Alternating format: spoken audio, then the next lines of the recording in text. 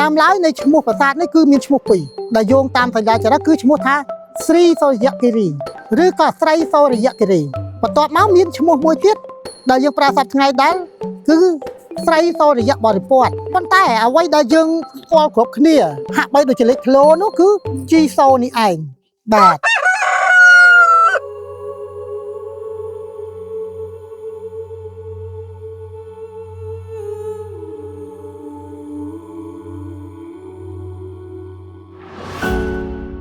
ប្រទេសកម្ពុជាដែលមានឈ្មោះជាផ្លូវការថាព្រះរាជាណាចក្រកម្ពុជាគឺជាប្រទេសមួយក្នុងចំណោមប្រទេសទាំង10នៅក្នុងអាស៊ានដែលស្ថិតនៅភាគខាងត្បូងឈៀងខាងកើតនៃភូមិភាគអាស៊ីដែលមានប្រជាជនភាគច្រើនប្រកបរបរកសិករប្រទេសដ៏តូចមួយនេះពោរពេញទៅដោយវប្បធម៌និងអរិយធម៌ជាច្រើនដែលបានបន្សល់ទុកពីបុព្វបុរសខ្មែរជំនាន់មុននៅថ្ងៃនេះដែរពួកខ្ញុំនឹងនាំអ្នកទាំងអស់គ្នាទៅកាន់ប្រាសាទមួយនៅឯខេត្តតាកែវដែលមានឈ្មោះថាប្រាសាទភ្នំជីសូ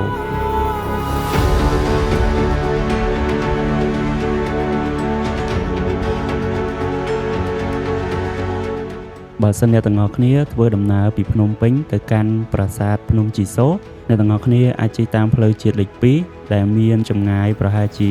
49គីឡូម៉ែត្ររយៈពេលនៅក្នុងការធ្វើដំណើរប្រហែលជា1ម៉ោងកន្លះអ្នកទាំងអស់គ្នានឹងបានទៅដល់ប្រាសាទភ្នំជីសូនៅឯខេត្តតាកែវ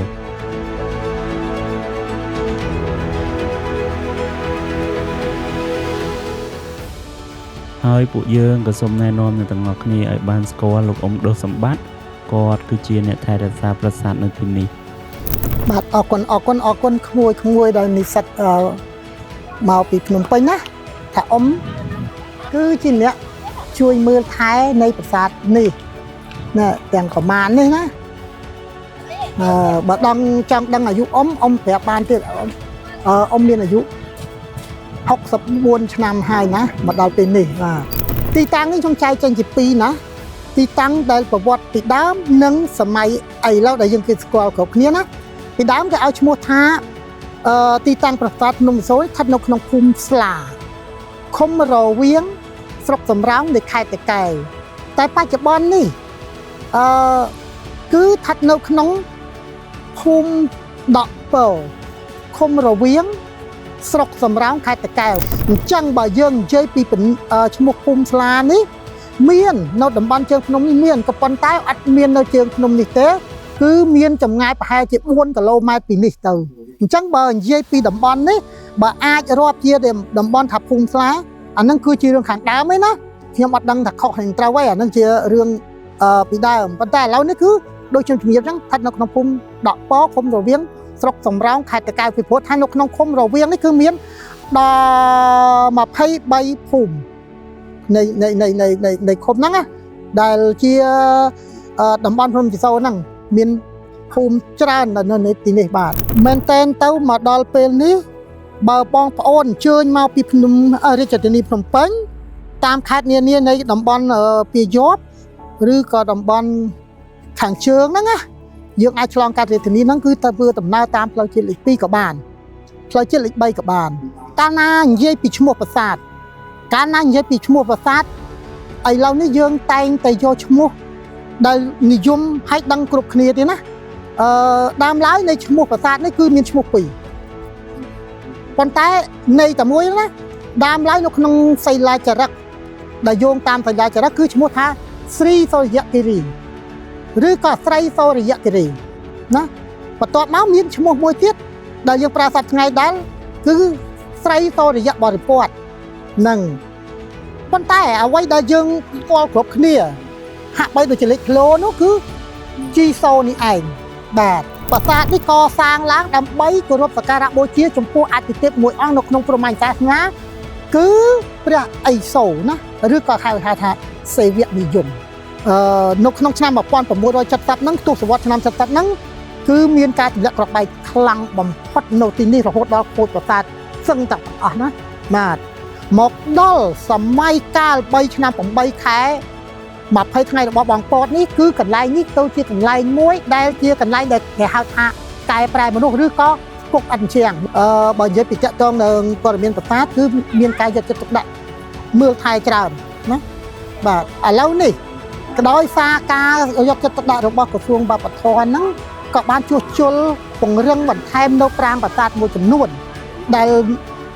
រកលនឹងរលំទាក់ទងនឹងភ្ញៀវទេសចរជាតិហ្នឹងហាក់បីដូចជាមានការក្រោកដែរណាប៉ុន្តែទើបតែធ្លាក់នៅក្នុងឆ្នាំ2025នេះធ្លាក់បន្តិចណាធ្លាក់បន្តិចណាចំពោះខ្ញុំក្នុងនាមជាពលរដ្ឋនៅទីនេះហើយក៏ក្នុងនាមខ្ញុំជាអ្នកជួយសម្អាតថែរក្សានៅប្រាសាទទាំងអស់នេះមានតែប៉ុណ្ណេះទេមានតែថាសូមពៀវនាវដល់បងប្អូនទាំងអស់ដែលជាប្រជារាស្ត្រខ្មែរដែលលោកស្រឡាញ់អំពីវប្បធម៌ប្រពៃណីទំនៀមទម្លាប់ឬក៏កេរដំណែលដូនតានឹងអញ្ជើញមកទស្សនានេះបានច្រើនដើម្បីសិក្សាស្វែងយល់អំពីតម្លៃនៃអរិយធម៌ដែលមាននៅក្នុងសម័យនោះណាទី1ទី2ប្រសិនបើពួកគាត់អញ្ជើញមកហើយសូមមេត្តាសំខាន់បំផុតគឺលើកដៃសំពះហ្មងពីរឿងកាកសំណល់ចំណីអាហារដែលលោកភ្ជាប់មកនេះពិសេសបំផុតគឺដូចជាស្បោងផ្លាស្ទិកដូចជាអីមួយចំនួនហ្នឹងសំខាន់បំផុតគឺស្បោងផ្លាស្ទិកហ្នឹងហើយយកមកសុំមេត្តារកកន្លែងដាក់ក្នុងធុងសម្រាមឲ្យស្រួលដួលជំរាបថានៅក្នុងប្រាសាទទាំងមូលក្នុងប្រាសាទគឺអត់ដាក់ធុងសម្រាមទេតែដាក់នៅខាងអញ្ចឹងមានន័យថាខាងក្នុងមិនដាក់ទេវាអត់ទៅល្អមើលអញ្ចឹងតែដាក់កន្លែងណាមួយដែលឃើញថារៀងសមរម្យហើយជាដៃនឹងដាក់អញ្ចឹងសូមយកធុងសម្រាមកាកសំណល់ទាំងនោះដាក់ក្នុងធុងសម្រាមស្រួលនឹង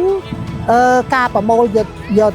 ទៅចោលយកទៅទុកដាក់ឲ្យបានគត់មុតណាទី1ទី2សុំបើមកហើយចំពោះទៅទីនេះផ្ទាល់ណាទីនេះផ្ទាល់ហ្មងកុំបោះសម្រាមនឹងទៅចោលលើឡើងថ្ងៃថ្នាក់ដដើមនេះជើងប្រាសាទនេះវាអត់ទៅសមវាពីម្នាក់ទៅម្នាក់ពីម្នាក់ទៅម្នាក់ទៅឃើញគ្នាតទៅវាចេះតែចោលច្រើនទៅវាអត់ល្អមើលធម្មតាហើយណាហ្នឹងណាបាទបើសិនជាព្រៃវាជារឿងព្រៃហើយក៏ប៉ុន្តែសំខាន់បំផុតរបស់ដែលមិនគួរមើលហ្នឹងក៏វាអត់ទៅល្អទេហ្នឹងមើលបាទទី2ចំពោះក្មេងៗសុំមេត្តារឿងយកហ្វឺតយកទឹកលប់ទៅសរសេរនៅប្រាសាទគឺសុំអធិស្ឋានឈប់បន្តទៅបើសិនជាមានណាបាទពីព្រោះថាអត់ល្អទេខ្មាស់គេណាស់